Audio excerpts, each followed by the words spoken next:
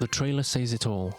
This is the classic story of the little guy going up against the system, fighting corrupt and evil movie producers, overcoming unbelievable and ridiculous odds, all to win the heart of the girl he loves, and maybe the rest of her as well.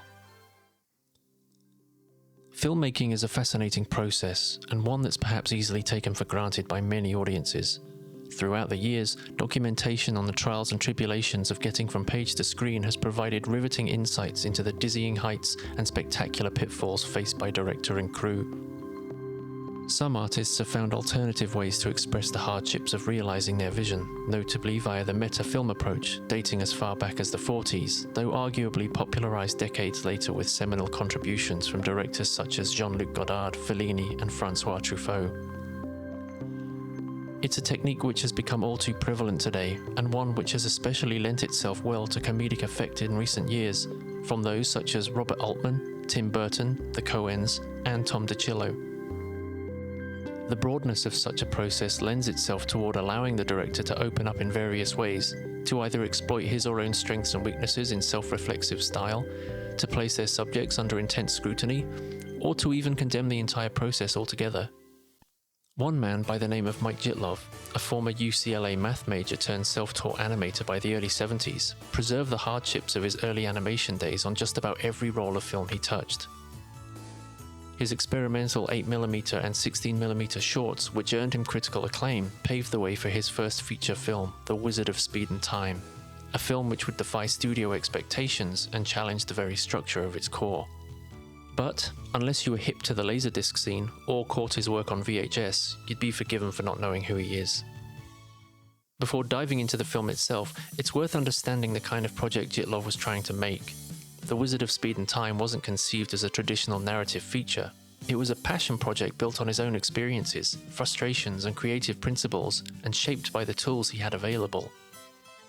In many ways, it plays like a hybrid, part autobiography, part satire, part effects showcase, and part fantasy. It's important to note that while the story of the feature takes place in 1977, the actual filming happened much later. Mike's original Wizard short was created in 1979, and the feature-length version wasn't shot until the 1980s. The feature itself was completed in 1988 and released theatrically in 1989. So the film is set earlier than its real-world production, which is why parts of the timeline feel non-linear. The overall experience blends reality with exaggeration, mirroring elements of Jitlov's real frustrations and ambitions. In what feels like somewhat of an alternate reality, The Wizard of Speed and Time stars Mike Jittlov as himself, a freelance visual effects artist and director who is trying to get his foot in the door of a Hollywood production office. Disparaged but not discouraged when he's turned away by one such studio due to having no union-recognized credentials, Mike's luck takes a turn when director Lucky Straker, played by Steve Brody, catches his work and tries to convince money-grabbing producer Harvey Bookman, played by Richard Kay, of the aptly named Hollywood Studios, to use his services for their upcoming television special, Hollywood's Greatest Effects. Bookman bets Straker that Mike can't possibly put together a usable piece of footage and promptly fires him. Things then head on a downward spiral when Bookman learns that Mike isn't a sanctioned guild member. As such, Bookman goes out of his way to sabotage Jitlov and his friends Brian, played by Devon Kihirigino, and Steve, played by John Massari, trying to stop them from ever completing their stop-motion extravaganza, The Wizard of Speed and Time, all the while Straker does his best to aid their efforts. However, Mike must overcome his lack of budget by selling his most cherished possessions, deal with a pair of bumbling hired crooks, surreptitiously shoot in the heart of Hollywood without any permits, and also try to capture the heart of aspiring actor Cindy Light, played by Paige Moore, as he races to the finish line in the only way he truly knows how. Much of what the film depicts has roots in Jitlov's real frustrations, particularly during his time at Disney. The film has built up its own mythology over the years, and many of the stories behind it are true enough that a fair amount of what we see on screen probably happened in one form or another. Mike Jitlov's semi-autobiographical tale takes partial cues from his experience working with Disney in 1978, having been chosen to create several short segments for their upcoming Mickey Mouse Jubilee show. Jitlov's Mouse Mania, in which he also starred, became the 2-hour special's most notable piece, as thousands of technical shots paved the way for an onslaught of animated Disney toys, primarily Mickey, taking over a psychiatrist's office. This led to Jitlov being invited back to the studio in 1979 to work on their next major effects documentary special. This time, Jitlov devised his most ambitious task to date as he took the mantle of a green dynamo known as the Wizard of Speed and Time, adapted from an earlier short titled Speed, which would subsequently earn a cult reputation as it bounced around various screening circuits. Though just 3 minutes in length, the short consists of a basic narrative, visual gags, catchy music, and incredibly inventive stop-motion techniques in which Jitlov painstakingly animated himself in almost every shot. He also devised the widely recognized silver satellite sculpt of Mickey Mouse's head, which was used as part of the Disney Channel's promo and later became a staple part of their Space Mountain experience. And so the film often winks at Jitlov's own career, blending real grievances with playful exaggeration. Early on in the feature, in an oddly bitter turn, we see Jitlov attempting to shift the satellite for a trifling amount, as if signaling an unspoken fallout which may have served as the reason for him doing very little for Disney in later years. Jitlov's film, which he once described as being somewhere between Disney and Monty Python, is a surreal and sentimental one. Its heart is in the right place, but it happens to be wrapped in cynicism, an organic byproduct of Jitlov's unpleasant experiences faced throughout his formative years as he clambers through a pile of studio-enforced obstacles. Such a cautionary tale as this, one which sees Hollywood itself as a central antagonist, may appear a little too on the nose at times, and indeed it does teeter on acidic levels. Barely 5 minutes into its runtime before any damage has truly been dealt, Mike jovially rides through the heart of LA, showing off several of the town's iconic landmarks, as a pessimistically charged song about the pitfalls of the industry happily chirps away. Soon afterward, when Mike is turned down by Dora Belair, played by Angelique Pettyjohn in her final film role, after presenting his demo reel for consideration on the Dr. Magic show, he discovers that the production falls under a signatory contract. As such, he learns of a heavily unionized guild system whereby he must apply for a series of prerequisites in order to make his film, an impossibility for Mike to keep up with given that he oversees every major aspect of his production, but more soul-destroying in that during the 10 years he has already spent perfecting his technique, he has been in direct violation of seniority. Certain characters of the film, named after cigarette brands no less, they always burn somebody, Jitlov once quipped, balk at the idea of one man doing everything himself. They then place firm expectations on Mike's shoulders, a criteria of cliched scenarios which he must naturally abide by. Blinking titles signal the obligatory chase sequence and bedroom scene, which sees not only Jitlov at his silliest, but also makes it all too acknowledgeable that cinemagoers are accustomed to having their intelligence insulted time and again. He tries to defy expectations despite being forced into having them met. To combat excessive studio interference, Jitlov safeguards almost every animated frame by inserting subliminal messages that require advanced playback techniques to fully appreciate. He also animates his own singing lip-sync pixelation during key wizard scenes, making it impossible to alter later in post, a trick carried over from an earlier Disney project in which he embedded his and producer Devon Kihirigino's names onto animated toys for Mickey Centennial, noting that Disney predominantly stuck to an in-house only policy and rarely credited lone artists. In an age where modern tools, even AI-driven processes, can overwrite or manipulate performances with relative ease, Jitlov's analog method of locking his work in place feels even more inventive as a product of its time. Jitlov's determination to stay independent was unusual at the time, yet anticipated a major shift in filmmaking culture. John Massari's character Steve in the film also reiterates this during a scene in which he informs Mike that Hollywood studios don't accept independent music. It's somewhat telling that as the 90s rolled around, independent filmmaking soared to new highs, as the demands required of film studios to fall in line became too much to bear. The dazzlingly titled The Wizard of Speed and Time, then, proves to be an ode to the independent spirit, even creativity itself, as Jitlov decrees, for it is creativity that gets things created.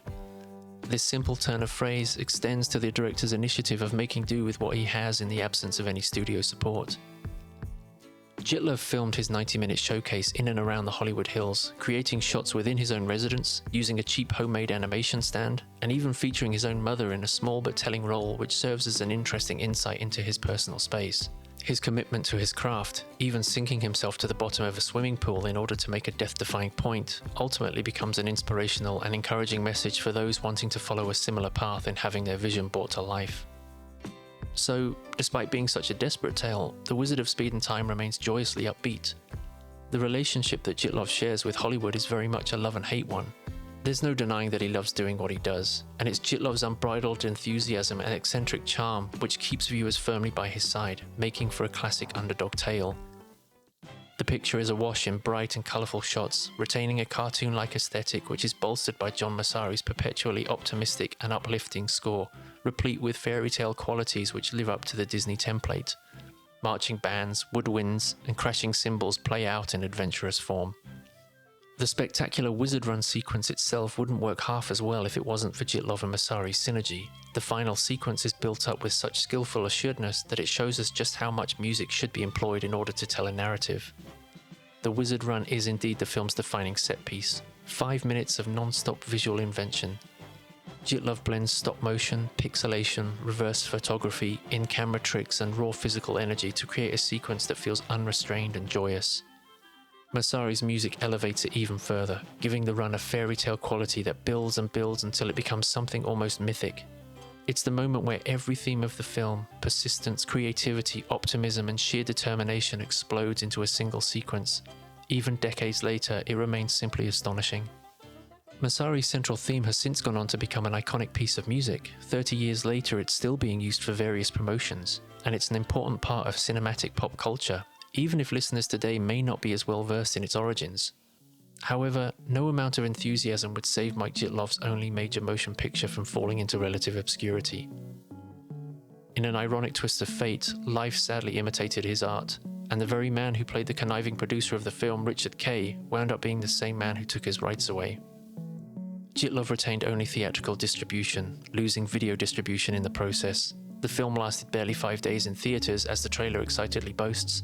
In some regions, it reportedly ran for a few weeks, but it wasn't a financial hit. It enjoyed a brief Laserdisc and VHS release and became something of an oddity, winning over fans and becoming a legend in itself on account of what actually went wrong. Over the years, Jitlov has spoken cryptically about his whole ordeal, boosting the film's own mythology and, in turn, making it one of the most sought-after cult films to be released on DVD and beyond. He even endorsed fans distributing his film via torrent sites, as long as it wasn't done for direct profit. All of that has come to pass, and yet The Wizard's Return doesn't feel any closer.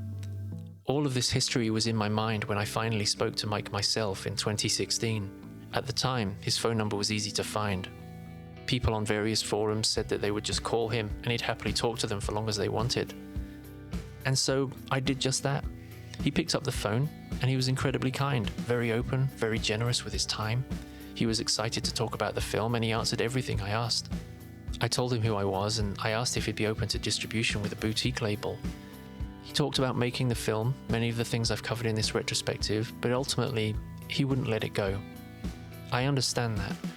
I know what it's like to be burned to the point where you lose trust in others. Sometimes it feels safer to keep something close, to forge your own path, or look for other ways to make things happen. So ultimately, I had to respect his decision. As we chatted, it was clear he was still deeply affected by what happened. It had stayed with him all these years, and my impression was that he'd never fully been able to shake it off. He was even apprehensive about crowdfunding a release, and again, I respect that. He doesn't want to owe anyone anything, he wants to do things on his own terms. And as time goes on, and as Mike gets older, we really don't know what's going to happen with the film. I would love to talk to him again one day, and I would love to see him release his ultimate cut, which, from what he told me, is actually unfinished. As a creative myself, a writer and illustrator as well as someone who makes these videos, I understand the struggle. You have to know when to let a project go, when it's finished and when it isn't. We've seen this with people like George Lucas and James Cameron. How much tweaking do you need before something feels complete? To me, The Wizard of Speed and Time is perfect as it is, but it's Mike's creation, and so he decides when it's done. I can understand him looking at something and thinking an effect doesn't work, or that he could improve something, but for the fans, after years of waiting, we just want to see the film we all love. And what I admire about Mike is how gracious he's been. He's allowed people to share the film on torrents, make their own copies, do upscales, whatever they want. In a way, he's already given the film to us. Do with this what you will, put it out there. He just wants it to be seen. He wants his story to be told. He doesn't chase people, no takedowns, no threats, nothing sinister. After everything he's been through, after everything he had every right to be bitter about, he's remained gracious. And thanks to that, we have been able to enjoy the film freely, as much as we can. And who knows, maybe in the near future, we'll finally see a restored HD release. Time will tell. And if you're out there, Mike, I hope you appreciate this small tribute. Thank you for everything you've done, for your creativity, and for leaving behind a lasting legacy.